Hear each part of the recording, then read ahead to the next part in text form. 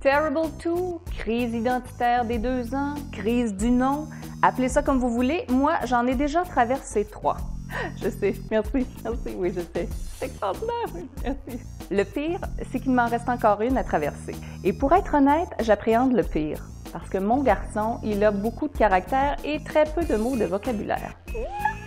Mais bon, je vous rassure, la crise du 2 ans, ça peut presque passer sous silence pour certains enfants, alors que pour d'autres, c'est, disons, exploser. Peu importe ce qui se passe sous votre toit avec votre enfant, j'ai des suggestions de livres pour vous aider à désamorcer votre petite bombe de 2 ans. Mon coup de cœur, c'est le livre En colère. J'ai adoré ce livre-là pour plusieurs raisons. Premièrement, parce que c'est un livre-jeu. Moi, je l'appelle comme ça, un livre duquel on peut déroger du texte. Les filles adorent ça à la maison. Il y a très peu de texte d'ailleurs, mais c'est tout le plaisir que vous aurez à inventer autour de ce qui est proposé. Le livre présente une toute petite souris qui, à chaque page, nous invite à calmer le livre. Elle nous propose plusieurs trucs, que ce soit de déposer le livre dans un coin afin qu'il se calme tout seul, de lui demander ce qui ne va pas, de compter jusqu'à 10 et même de le féliciter lorsqu'il arrive à se calmer. Ce qui est intéressant, c'est que dans le fond, ce sont toutes les tactiques qu'on utilise comme parents pour calmer nos enfants qui sont présentées à l'enfant. Moi, je l'ai adoré. Je vous le recommande vraiment. Je pense que c'est des heures de plaisir avec vos tout-petits. Et comme il est en gros carton épais, pas de risque de déchirure, c'est parfait pour les bambins de 2 ans. Si votre enfant n'est pas colérique, mais qu'il a un nouveau mot à la bouche constamment, non, ça ressemble à ça souvent. C'est ce livre-là qu'il vous faut. Petit Loup dit toujours non. Petit Loup, c'est un personnage chouchou chez moi, on l'adore. Et dans ce petit livre d'une 20aine de pages à peine, on nous le présente, qui dit tout le temps non. Mais sa maman et sa grand-maman ont plus d'un tour dans leur sac pour lui faire retrouver le sourire.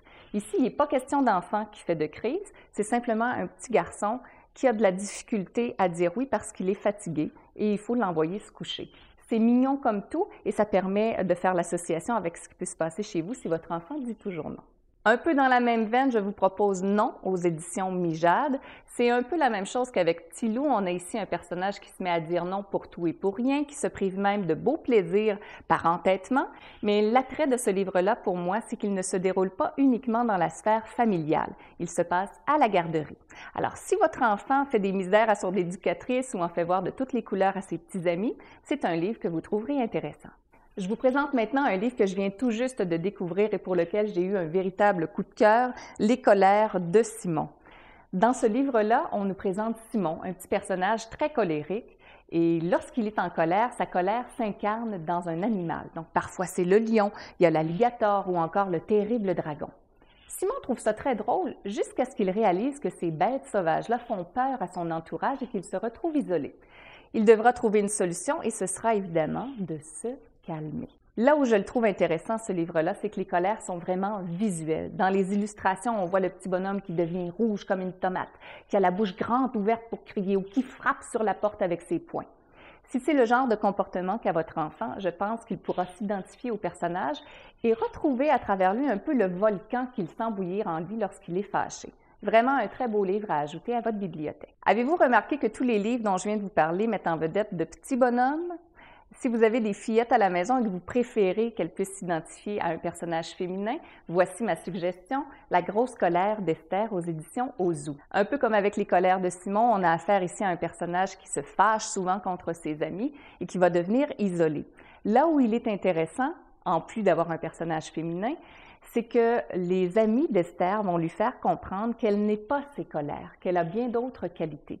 Je trouvais ce détail-là intéressant parce que comme parents, il arrive qu'on perde patience quand nos enfants font des crises à répétition et c'est important de leur rappeler que ce qu'on n'aime pas, ce sont leurs colères et non pas l'enfant en tant que tel. Et il y a la notion d'excuse également à la toute fin du livre qui peut être pertinente avec vos petits.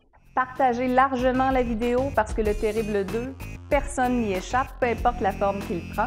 Donc, tous les parents dans votre entourage seront concernés par notre vidéo. Et on vous invite à participer aussi en nous faisant connaître vos livres en lien avec le thème d'aujourd'hui. Vous pouvez ajouter tout ça dans la section commentaires au bas de la vidéo. À bientôt!